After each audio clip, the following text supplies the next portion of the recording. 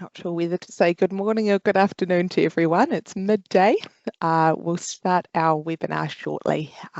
Expecting quite a few people today, so I expect some people will join us in the next few minutes. I will, though, kick us off. Got a lot of things I'd like to cover with you today, so I will just get started with a bit of a summary of what we'll be focusing on. I should also introduce myself. Kia ora, I'm Andrea Watson. So I work as the consulting solicitor in the Modernising Landonline program. My background is as a practicing property lawyer, and I spend my days now advocating for the voice of the customer within the Modernising Landonline program and doing some customer engagement work. So great to be here with you all today, albeit remotely. So today I'll do a bit of housekeeping just about the webinar format that we are running today.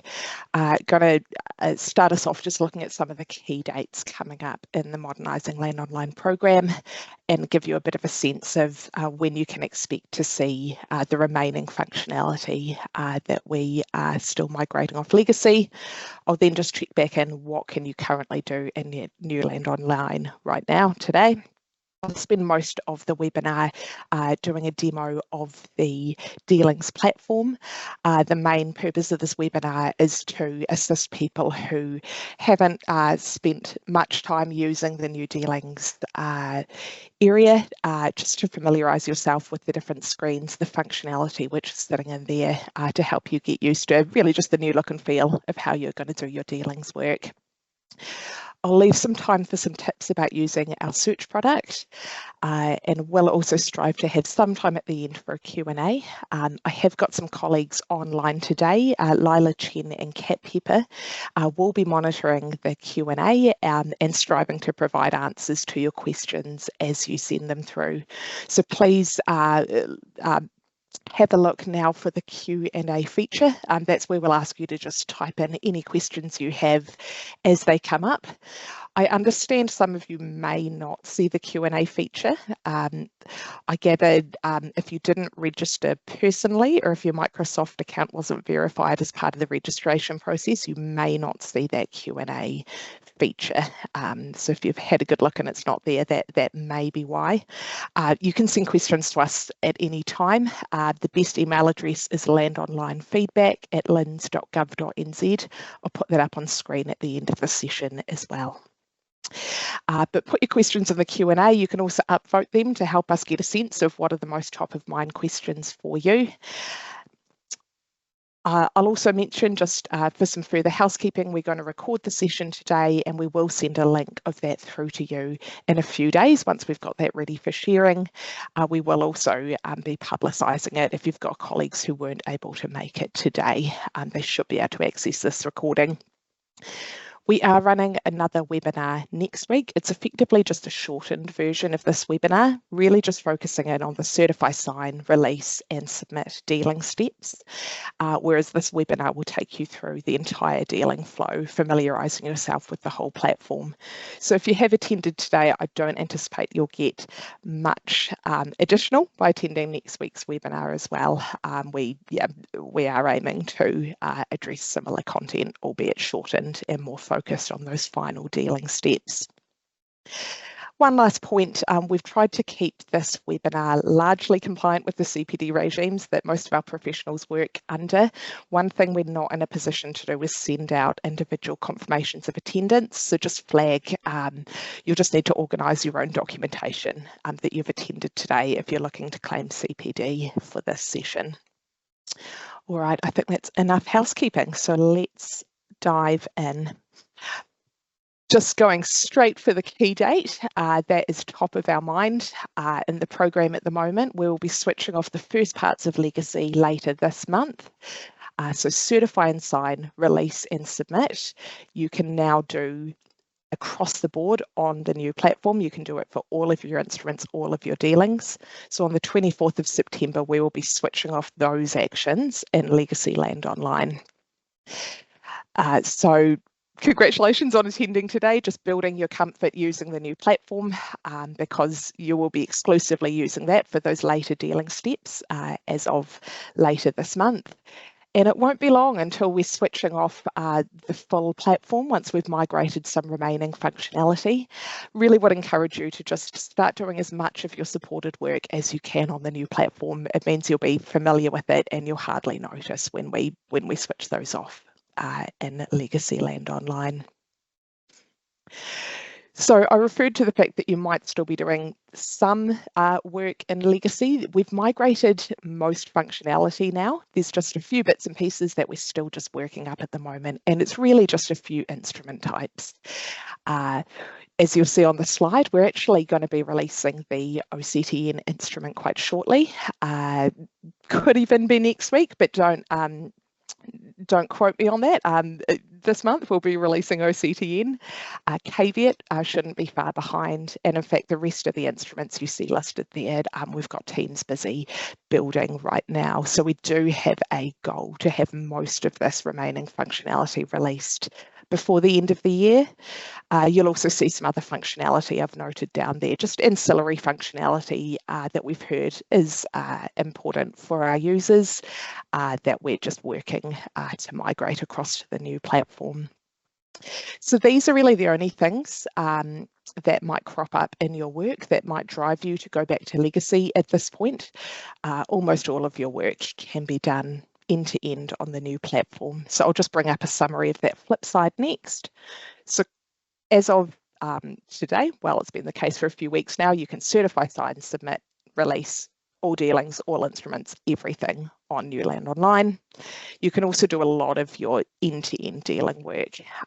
So particularly if you've got dealings which comprise our supported instruments, which I've got up on screen there, you just shouldn't have any need to be touching Legacy as you prepare dealings made up of any of those instrument types. Right, I might jump across to a demonstration. So my goal with this is really just to work through the key pages that you'll be interacting with as you're working through a dealing in New Landonline, point out some of the main bits of functionality, give some tips and some learnings as we've spoken to users as they've gotten used to the platform, try and point out some of the key little nuggets that I hope helpful to you. So I'll just stop sharing the screen and flick over to my web browser for my demonstration.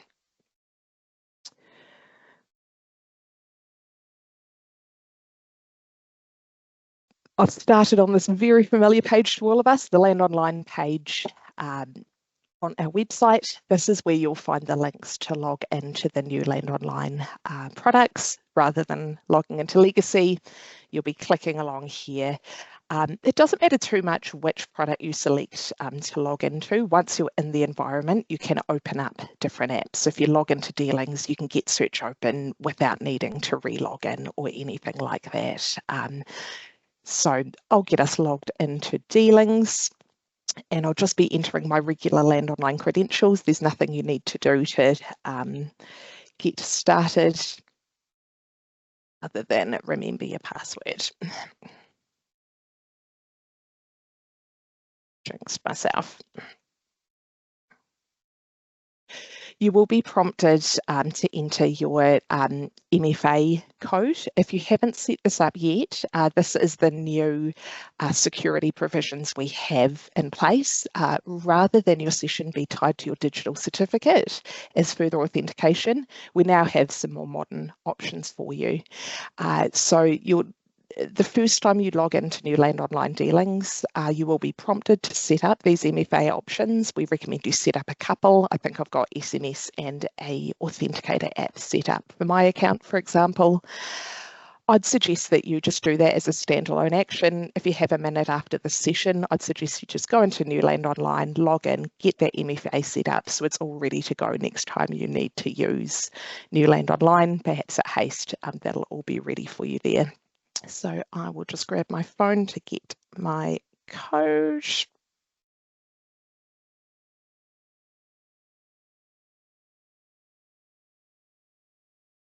And the helpful thing about this MFA option is, of course, that you're no longer tied to the device that has your digital certificate to do most of your work in New Landonline. The only time that you do need to use the device with your digital certificate is if you are doing the certify and sign action itself.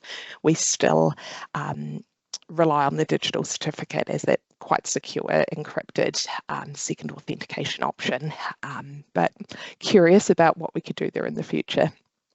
What you've seen pop up is a splash screen. We use these for our larger releases, just to let you know what new functionality is in there. So I'll just show you around this landing page, and I mentioned that you can switch between we call them apps. So I'm currently in Dealings. If I want to be doing some searching, I can click here. Now, if I click on the right-hand side, this arrow in the circle, it will open up search in a new tab. So I'll keep my Dealings tab. I'll also have the search tab open. Whereas if I click along the left-hand side, the word search with the icon next to it, that will open in the same tab. So it will, I'll lose the view of the Dealings app that I've got currently. It will update to show search. So just keep in mind, I usually pop search in a new tab. Over the other side, the right-hand side, we've got the main menu. That's got some links to our help material and also our What's New page, which just tracks releases if you ever want to just stay up to date what we've released in the last few weeks or months. Also some user account options there. The best way to access help, in my opinion, is through these Learn More buttons, which are speckled around most of the pages in the app. Those will take you to the page related to the functionality you're currently looking at. For example, if you're on Certify and Sign, clicking there will take you through to the Certify Sign reference material, which I will note all of our reference material is now on our website. In Legacy, it was in a separate PDF document. All of our material is now on various pages in our website. And I would recommend that to you. We've got quick videos. We've got step-by-step instructions. If you do need to brush up on any of the functionality in the app, you will find what you need in that reference section of the site. Pardon me, Andrea, it's just Catherine here. I'm just looking at my view, and I don't know if it's for the rest of the participants, but it seems quite zoomed out, if you know what I mean. Can you increase your resolution, the browser? Thank you. How's that looking? Just go a little bit more, just for people that have, yeah, that's great. Thank you. Grand. Thank you, Kat. All right, so now we've got a good view of the My Dealings tab. That's what you land on when you first log in. It's any work for which you're either a PC or a CP. You can flick over to Firm Dealings to see all dealings associated with your firm, and we have just kept the concept of legacy that those are grouped according to author. The final tab you'll see here is supplementary actions. That relates to some notice of change products we have, which are available after a registration. So if you've forgotten to finalise or simply didn't create a notice of change during your dealing, you can create one after registration or complete one. Finally, you can register a correction. So if you input either the relevant instrument number or the ID of the draft knock or a knock you are looking to correct, you can get that all pre-populated. You can complete the form and get that sent off to council. So that is sitting in the supplementary actions tab. All right, I'll show you a bit more around the My Dealings tab. You can do some customizations here. Because I'm in incognito mode, my browser hasn't remembered the customizations I've made. In practice, I seldom used Client Ref 2. And the dealing status does not give a lot of information. So I generally put those over to the right-hand side. Most browsers will remember the order that I've set here and bring that up the next time I open. I will just talk a little more on the dealing status, just to clarify. The main purpose of this column is to indicate and contrast any dealings which might have a status of lodged or requisitioned. Those will all show in this area. A draft dealing is really just something in progress. You don't get down to the detail of the status of each instrument. I'll show you how to get that shortly though. You can also reorder your choose which column your list is ordered by. It defaults to being ordered by dealing number, but if you prefer to order by settlement date, for example, you can click on that and customize that way. I don't believe the browser saves that setting, so keep that in mind. If I want to differentiate between work I'm listed as the CP for, things I might be signing, that's apparently not relevant to my user setting, but I can just refine my list to dealings for which I'm only CP, for which I'm PC, or everything. When I come in here looking for a dealing, perhaps to certify and sign, I just go straight to using the filter generally. I can type in part of the dealing number, the client reference, or actually part of one of the affected titles, and it's going to start refining the list. So just do a couple of details there so you can see it in action. I often set up dealings against title 5555, so you might have just seen that starting to refine. The way you experience that in firm dealings, you will still see groupings per author. So once you've used your filter, you can open the relevant tab and should be able to quickly find your dealing. Because I've used a title, which I use quite a lot, it's maybe not quite as impressive as it might have been, but I trust the point has been made. Okay, the last thing that I've learnt to look out for here is dealing locks. We have maintained the important logic that only one person can be in a dealing at any given time. So if someone else has locked the dealing, you can see that. Let me just replicate a lock here for us to see. If someone else has locked the dealing, I will see a padlock next to that row. If I have a dealing locked, I'll see a pencil. So that's an indication I need to go and exit out of the dealing. I know in this case it's in another tab. The best way to exit out of a dealing is right up here next to the dealing number. That will release my lock every time. If I don't, if it's a surprise to me that something's locked, I don't have the tab open, for example, I can just open that, reopen it, exit out the correct way. And that should handle problem solving for any dealing lock scenarios you come into. Unfortunately, we can't entirely bail out of a situation where another firm has the dealing locked and has forgotten to close it. Sometimes there's still some phone calls needed for some of those scenarios. The dealing details slide out provides a lot of the summary information that people are seeking, for example, on settlement day, if they want to see if something has been released or signed, for example. I'll just go a little slower. I'll go back to how I access that. Clicking anywhere along the row for the dealing I want to see will show me that view dealing details slide out. One exception, hyperlinks. We have put those in a few places in the app. We trust they're helpful. In this case, the dealing number hyperlink, that will take you straight into the dealing. If you know you're looking to edit and want to skip some steps, you can click on that. Clicking anywhere else will bring out the summary view for you. And here you would be able to see if any of the instruments were released, parts signed, etc. So that is a key reference document. We haven't currently polished a printed version of this, but you can use the browser print. So I'm just going to hit Control P, for example, on my keyboard, and that's going to bring up a printable version of this page. We are looking to put the client reference in there, so you should see that crop up soon. But otherwise, we trust that printing this should get you the information you need if you want to hold that on file. If you want to go into a dealing, start working on it, as will be a bit of a theme in this webinar, there are a few options. If you're already in this dealing details slide out, you can hit Edit Dealing. If you're not, as I've mentioned, there's the hyperlink here, and you'll often get these menus along the right-hand side of a row, which will give you some options. If you would want to go straight to Certify and Sign, for example, you can select that and land straight on the Certify and Sign page. What I'll do for the next part of the demonstration, though, is to create a dealing to show you around most of the dealing pages. So I'll hit here, New Dealing, and I will see the reference information tab come up. So I might,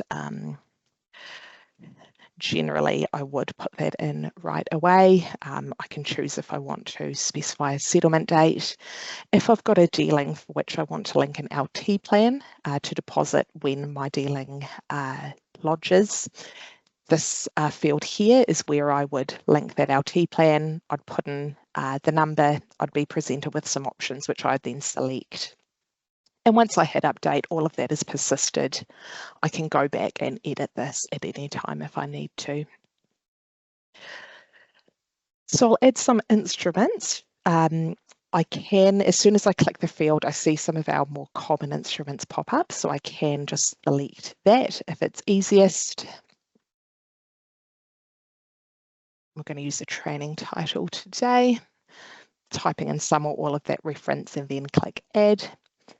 Another thing about this field, you'll notice with the explainer text here, you can also enter an instrument number, and what that does is it searches for the titles which are affected by that instrument number.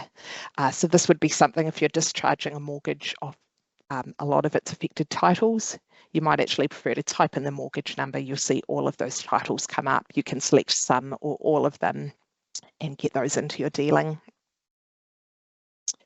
Another way to add an instrument is to type some or all of the instrument description or its code. And we're often affecting the same titles for multiple instruments. So this button to the right of the Add Titles field comes into its own. That will just bring down any titles you've already referred to in your dealing. We'll shortly be releasing an advanced title select, which allows you to custom select from the full list of titles in your dealing. And if you've linked to plan any of the pre-allocated titles, you'll be able to bring up a screen when you can select, unselect scenarios like subdivisions where various easements affect different titles. We expect that you'd be using that more advanced view. So we're planning to release that in conjunction with the OCTN instrument later this month. So I've got in my instruments, and you'll be familiar with the roles function. I've set default PC and CPs, so I can populate those using this button here. You might have noticed when I hovered over it, it did come up with some explanatory text around what the feature does. We trust that's helpful for some of our slightly more subtle UX features. So up here I can see, for example, that this set of radio buttons represents who is responsible for fees in the dealing. So as you work through these screens, do keep in mind that we do have that hover text speckled around just to explain interactions there. I'll just populate my defaults for the purpose of this demo. The keen of eye will have seen that we are now a bit more explicit with the mortgage instrument, separating the mortgagor and the mortgagee representative. We know that in most cases that is the same practitioner, so we have still kept some streamlining for you there. When you populate the mortgagor's representatives, it will copy that down to the mortgagee's reps. If there is someone else acting for the mortgagee, you can delete that, you can add in the correct PCCP, but we trust that's just a bit of a time saver for the most common mortgage scenarios there. So I'll hit save.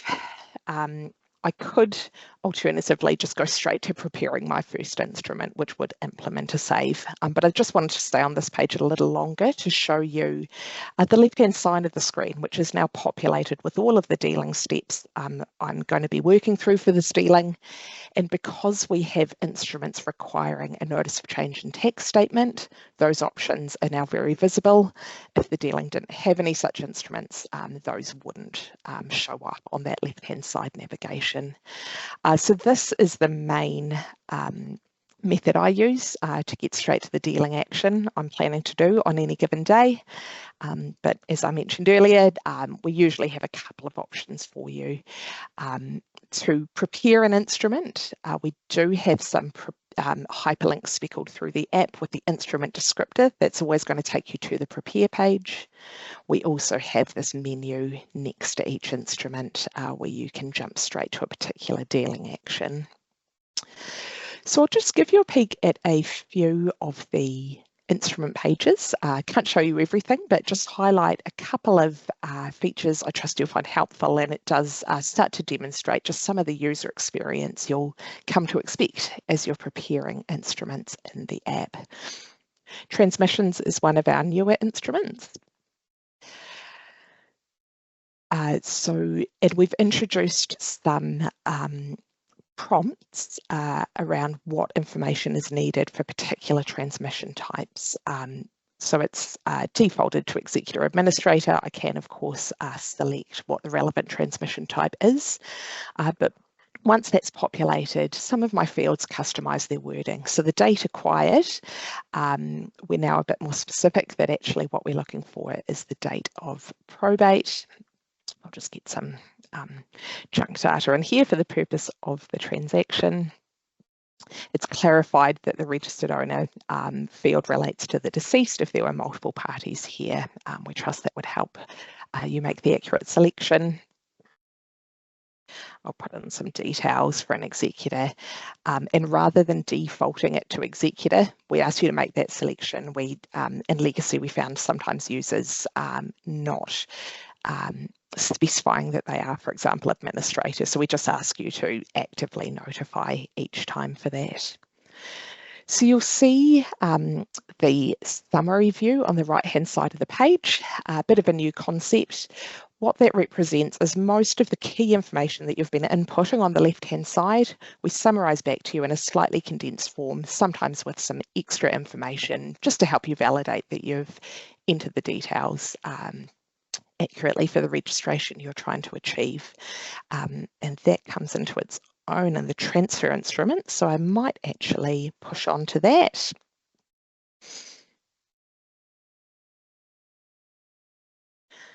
You may have also seen within the prepare page, there are also buttons to take you to certify and sign notice of change. So just another option again for how you navigate through your dealing.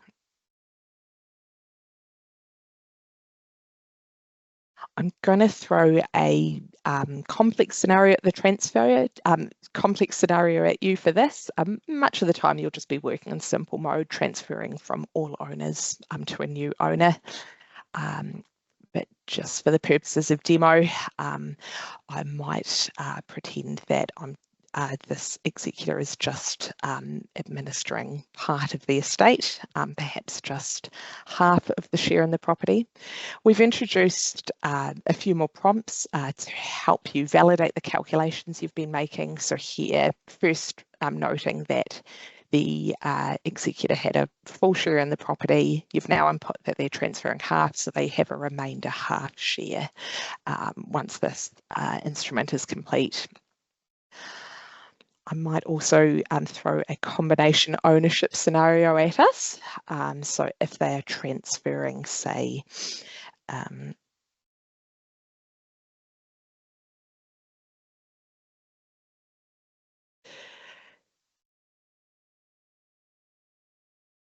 you see me adding a group. This group is another concept we've just introduced for the purpose of you visualising what registration you are setting up. And it's really just to represent a joint tenancy. So if a couple are jointly holding a share, this grouping represents that we trust a bit more clearly than legacy did. So let's say in this scenario, this half share is being split equally, so they're each receiving a quarter share. When I hit save, my summary is going to update with the resulting ownership. We've brought that more front of mind for users, and also for the complex transfers, we've introduced a bit of a pie chart as another way of displaying what the resulting ownership is. We can see the remainder interest of the executor here, and then the quarter shares being received. In one case, as a sole tenant, and in the other case as this joint tenancy. So use it if it's helpful, and yeah, just cast your eye past it if it's not.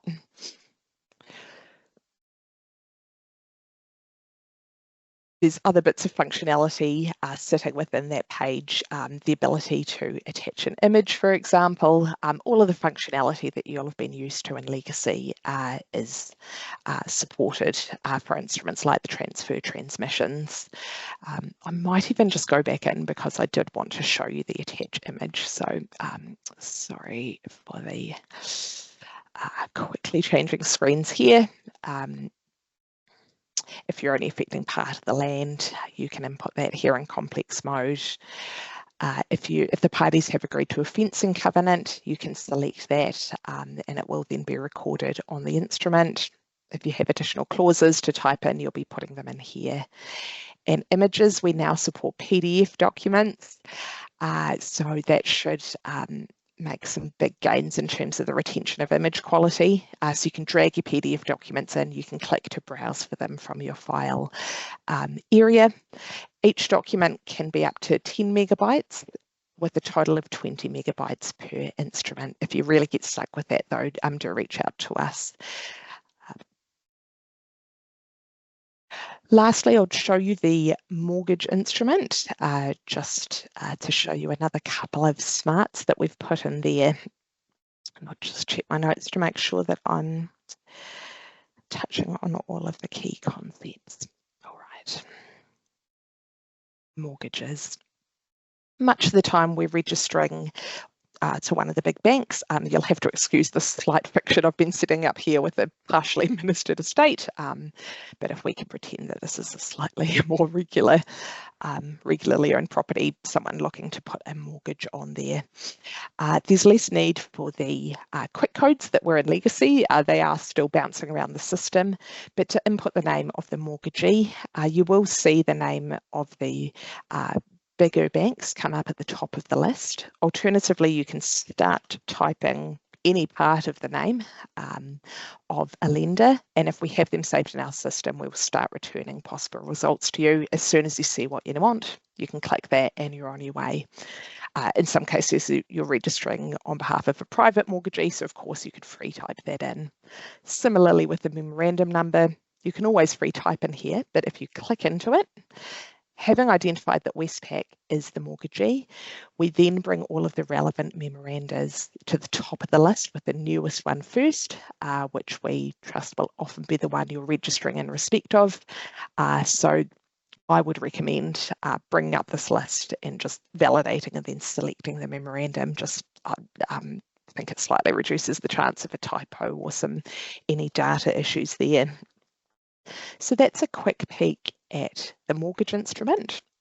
I'll show you the pre-validation here at the instrument level. I can click onto pre-validation here on the right-hand side, and this little go button will run that for me. If I had run the pre-validation at the dealing level already, any results would be sitting on that pre-validation tab already, including any icons, such as the one that's already popped up. So you'd inherit that if you'd already run the pre-val. This has just given me a warning about the priority amount. So I'll get something in there. Go on my happy way.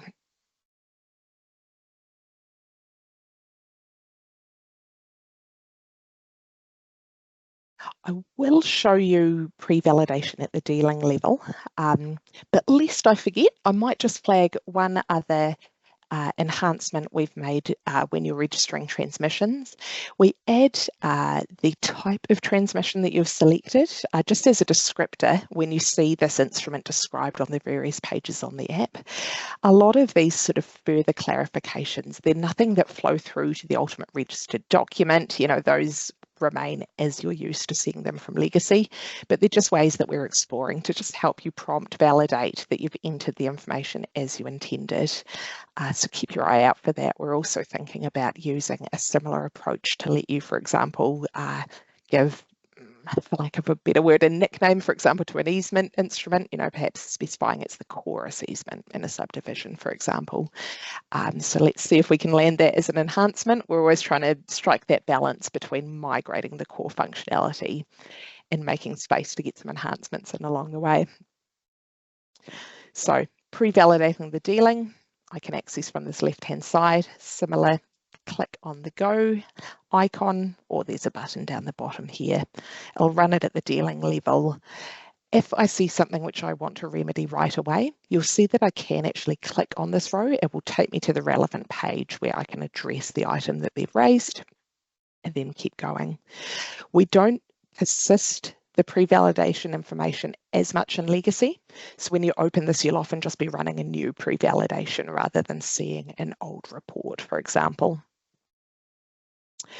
I'll just whip through the other pages that you will be interacting with to generate the documentation for your dealing. In the first case, the A&I form. We haven't really altered the information you need to put in here or the fields that you'd use to do that. We have brought the high risk transaction question right up the top though, as we consider it as helpful to turn your mind to that right from the get-go.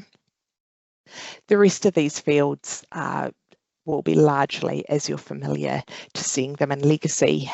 In some cases, you're entering some further information. You'll see the instrument details pre-populated.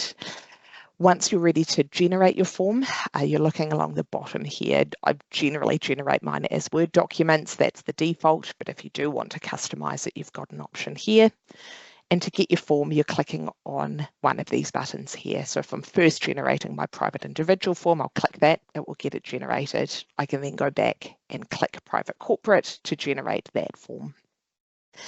The documents themselves, we have modernised the formatting of. We haven't substantively changed the documents, so we do consider you can use them interchangeably. If you've got an A&I form that you generated from legacy, you can rely on that to sign in new for etc. There's no substantive changes other than some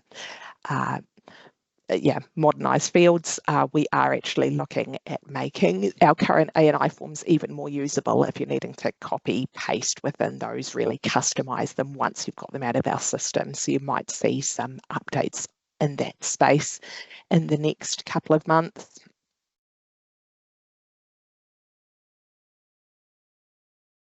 The notice of change, if that's relevant to your dealing, the input fields should be quite familiar because when we retrofitted it into legacy, we did bring in sort of the new look and feel that you will be seeing here throughout our app into the notice of change input, even in legacy.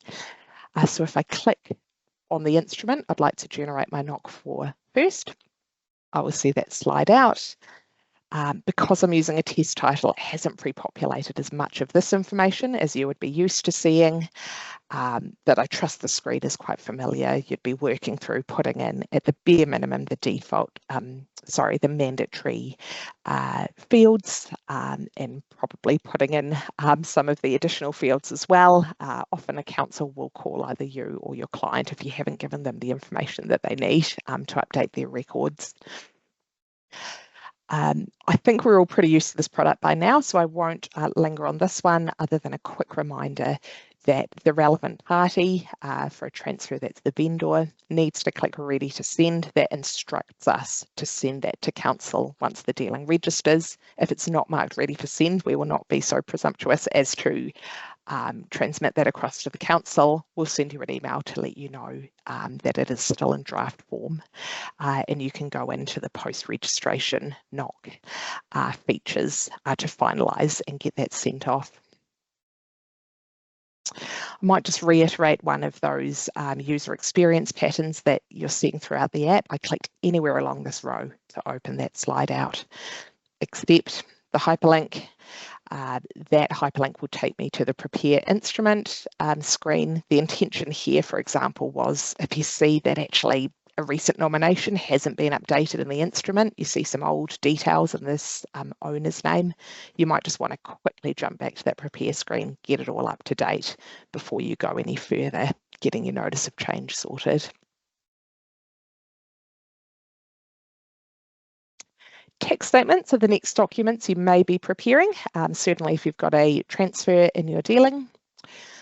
So you're going to see a list of all of the parties in the dealing. If you're not acting for those parties, you will see a more condensed, really just a summary and the key information that we're presenting you for those parties is really whether they've completed their tax statement in the system. You won't see the details of their IRD number, etc. For parties that you act for, click anywhere along that row and you get your slide out panel.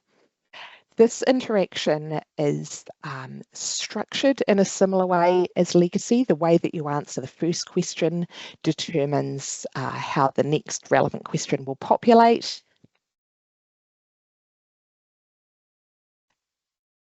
You can work your way through this.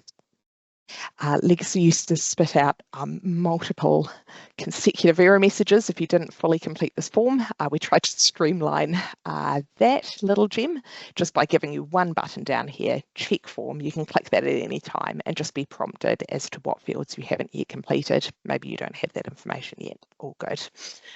Once you're ready to generate a form, if you're looking to do that in our system, you're clicking here on the View PDF.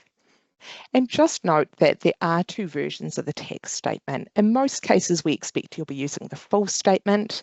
That is a modernised version of the full tax statement form. It's got those navigation aids helping you to know what the next relevant question is, giving you some tips, defining some of the key terms. We've slightly tweaked some of the wording in there, but again, no substantive change. You can rely on tax statements generated from legacy to complete transactions because they are substantively setting out the same information. The short version tax statement we anticipate you might use for repeat customers who are now quite comfortable with this regime. You probably have all of their information to hand already, so you can populate that all into the system, generate the short form, which is just a one-pager, which summarises the entries for your client to then review and sign as to. It's just a little shorter, a few less trees needed to print that one. So that's a quick look at how we've addressed the tax statements. I can just fictionalise an exemption here just to show you what it looks like once a tax statement is fully complete. So you'd see that if there is genuinely an exception which is applicable, or if all of the tax information has been input, including the date that the statement was signed. You'll see those green ticks here if you do want to check on that status, getting closer to your transaction date. I'm going to jump across to our test environment to do the last dealing stages. I'm not feeling bold enough to certify and sign in the live environment I'm currently in. So I'm just going to log into our test environment here.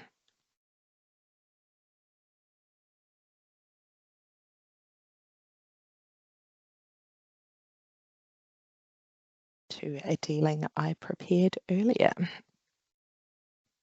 For this dealing, I've set up a scenario where you have different parties acting for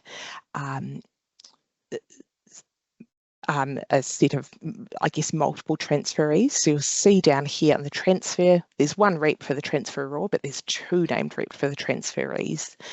I've listed those as both users within the firm that I'm logged in for. So this would be a scenario where the firm has a Chinese wall in place with different teams acting for different subsets of the transferee.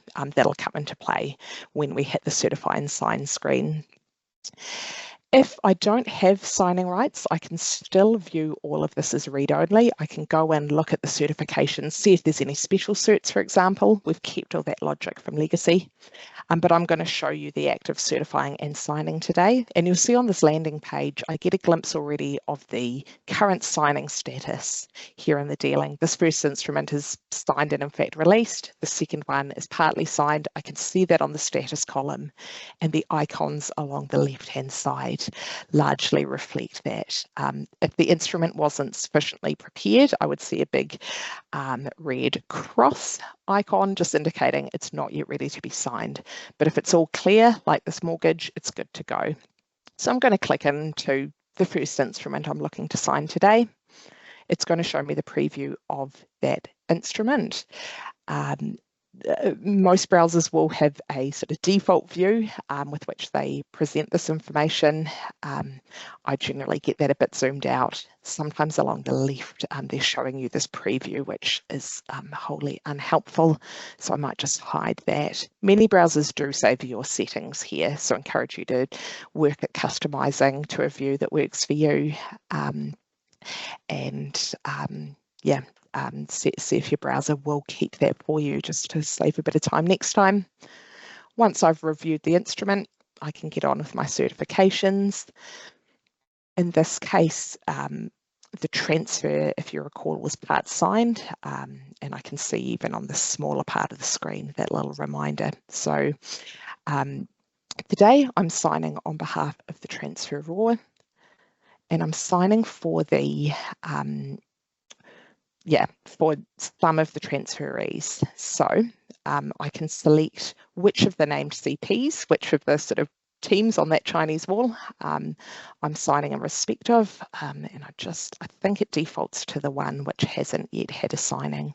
I'm also then selecting the parties that my signature relates to. So you're only going to see that view if the instrument has been set up as multi-CP for a single role. I think I've made all of my certifications for this instrument. I'd like to certify the mortgage as well today. So I can either click on the mortgage row along here. I can also use these these buttons, next instrument or previous instrument, or the more subtle arrows along the top just to take me down to the next instrument, which I'm responsible for signing. I'll review, make my certifications.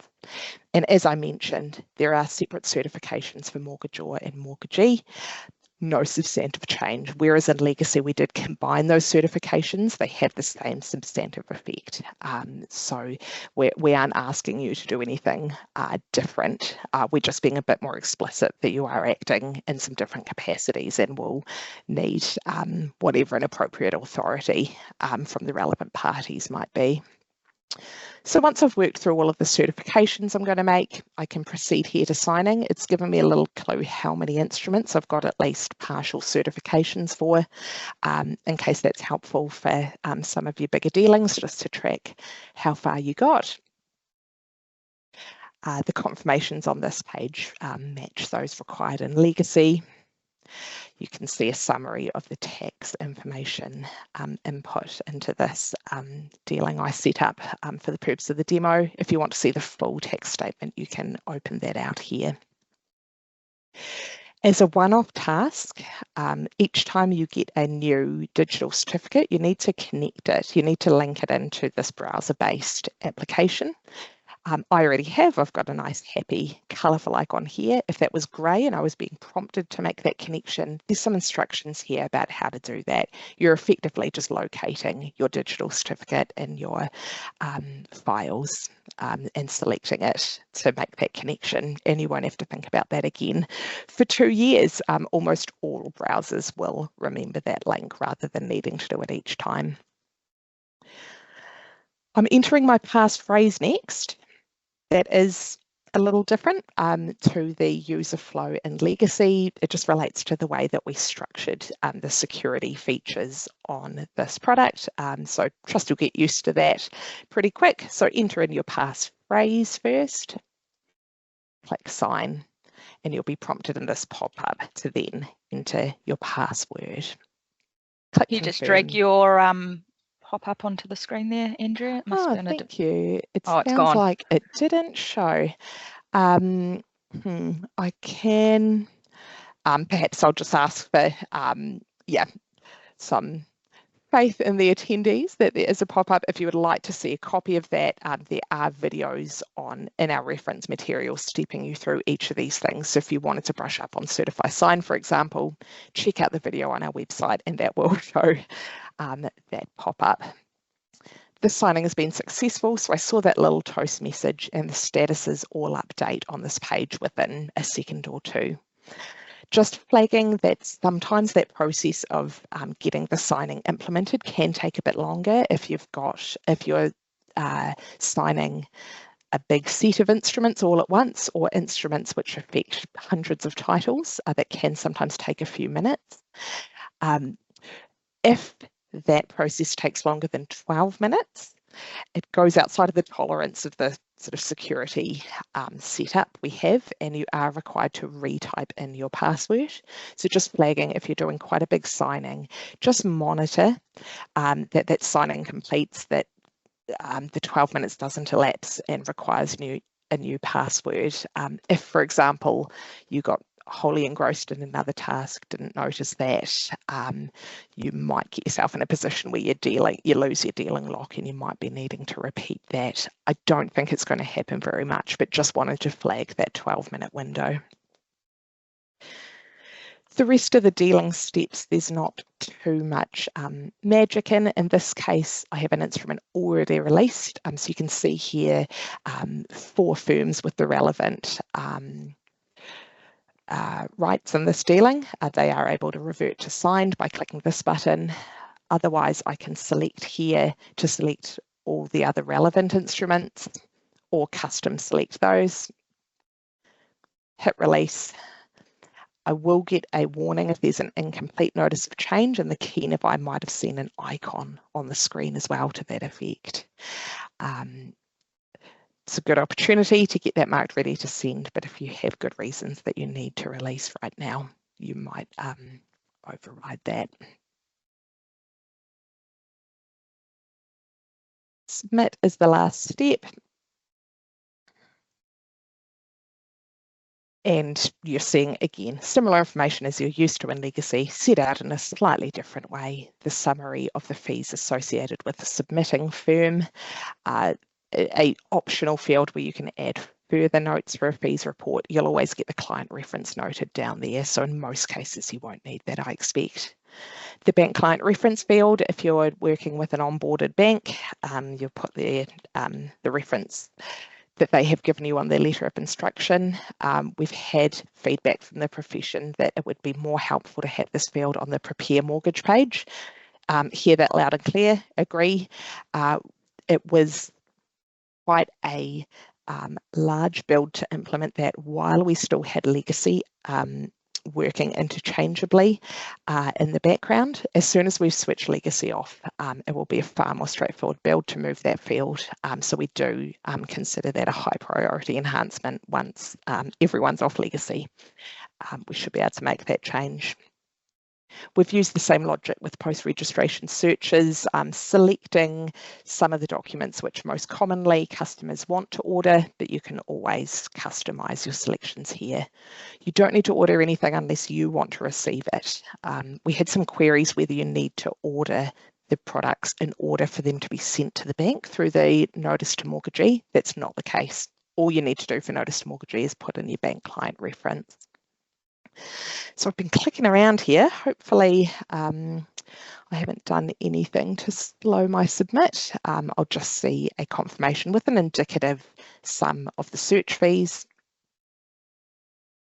And again, can take a little bit of time for the submit to process, but there's not that same authentication going in the background. So this will just process in due course.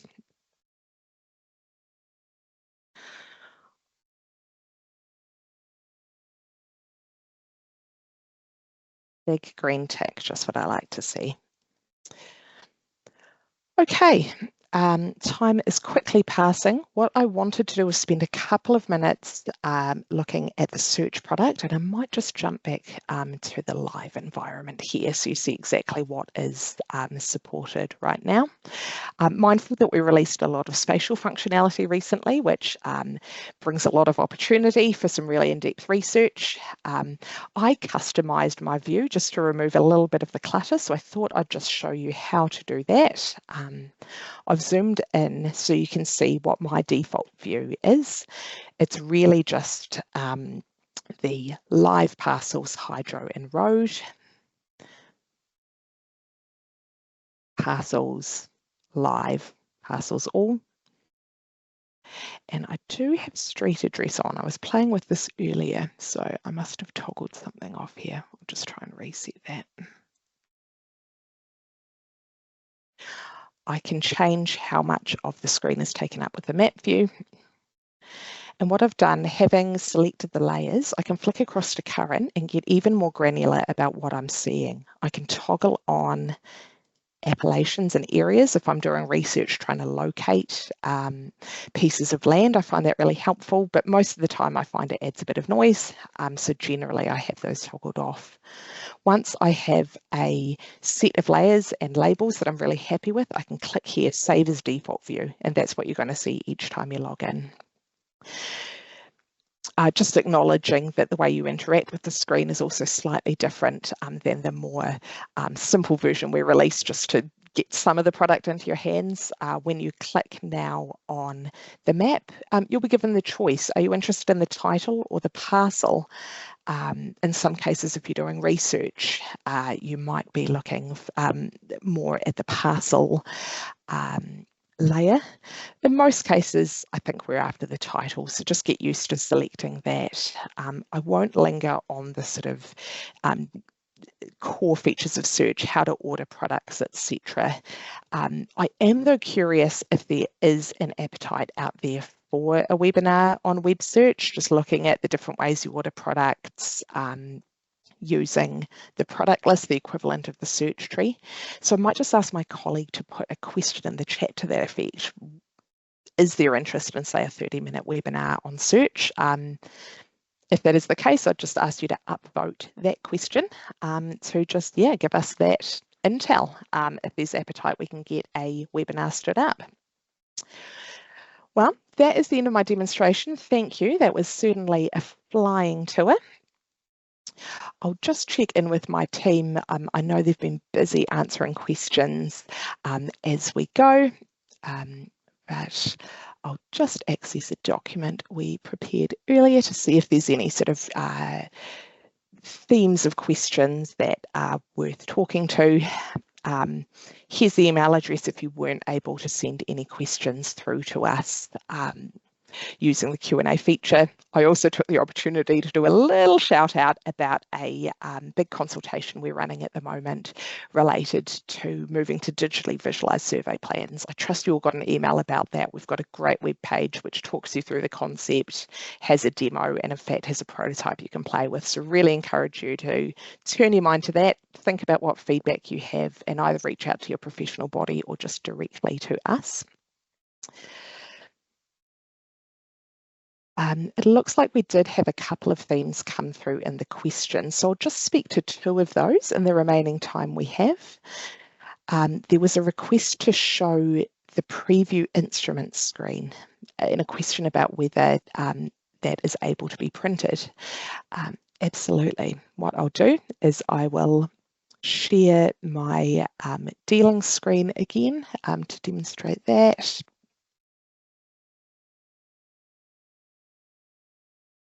Few different ways you can preview an instrument, the first of which is right back here on the landing page.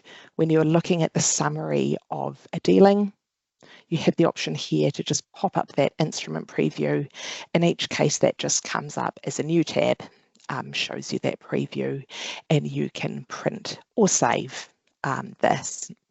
You can also access these from within the dealing, either oh no, we must have rationalized that one within the prepare page itself. The summary gives you an indication of how you've prepared the instrument, but if you want to see that more official feeling preview, at the top of the summary view here, there is also a link to access that preview, and you can print that from there. I'll see if I can toggle across to the other question. I'll just stay in demo mode. The second question, while most of the vendors, side lawyers or legal execs do convert the notice of change to ready to send, Could it be made mandatory that the dealing cannot be released until that's done? We have heard that from other customers. We've been a bit reticent to really force that hand in case there are circumstances where a registration is quite important. So we haven't taken that step. But this environment is considered every now and then. The valuer general, may turn their mind to, making this notice of change more compulsory. I'm not sure whether we'd reach the point where we require it as part of the dealing or whether we'd keep that post-registration option available. But I will note, each bit of feedback we get from customers helps us build that picture on sort of where they're thinking on that. The last question, how do you check pending instruments under the tree? So that'll be relating to search. I don't have a demo in mind, but I can assure you that is now available. When we first released search, you weren't able to see pending dealings, but you now can. So if you are looking at a summary of a title, if you scroll down through that summary, you'll see a list of any pending dealings. If you add it to your product list, you will also see as a subfolder information on any pending dealings associated with that title. That went live, I think, last month, so it is now available. We've hit 1 o'clock. Thank you for your time, everyone. We'll get this recording out to you in the next few days. Any other questions, please do bring those up by emailing us. Enjoy the rest of your afternoon. Thank you all.